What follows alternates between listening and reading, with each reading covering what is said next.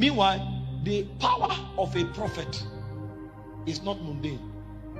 A prophet is supposed to grow until he becomes one of the elders of heaven.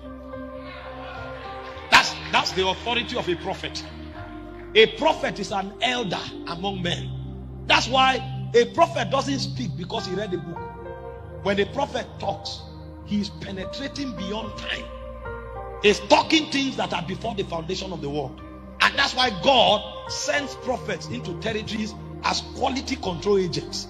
Because when the earth begins to lose balance, you will need a prophet to come back and draw the line. A prophet can tell you that before the world was created, this is how God wanted it. Not because he read a book, it's because he can journey through time into eternity, and he will bring you the perspective of Zion. Hope you know that Moses was telling us things that happened before men were created. That means by the power of the prophetic, you can go before the age of man. Because Moses actually traveled beyond the age of man. When he said, in the beginning, God created the heavens and the earth, there was no man.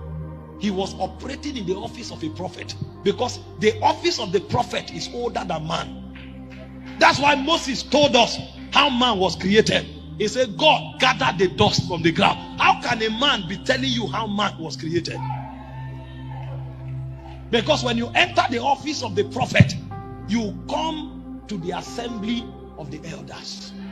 The elders are the custodians of the secrets of God.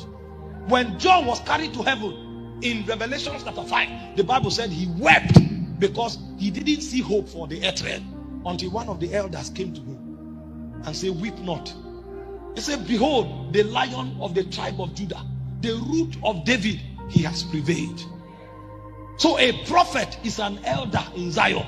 And the reason he's an elder is because he carries ancient secrets that are older than time. So the authority of the prophet are the secrets that are committed to him, not the car he drives.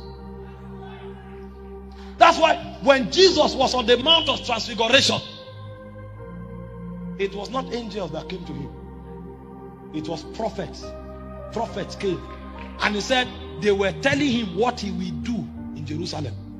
Because when Jesus became a man, he needed the elders to show up and guide him on how to walk as a man. Because prophets are elders in Zion. When your prophetic office is accomplished, your rank is that you are enthroned in the world to come.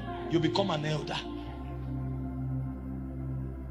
But when you don't know the powers of service and ministry, you will reduce your ministry to the kind of car you drive. The prophets of old, they were so burdened about Zion that they were never part of civilization. And so in those days, when you are looking for a prophet, you will find him in the cave. Because he's having meetings in heaven. Meetings. There are meetings in Zion. They are negotiating about Canada. What will be the move of God in Canada?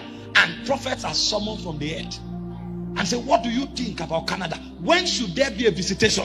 Those were the prophets of God. Did you not read that when God was going to destroy Sodom, God said, will I do a thing and not tell my servant Abraham? Because he called Abraham a prophet.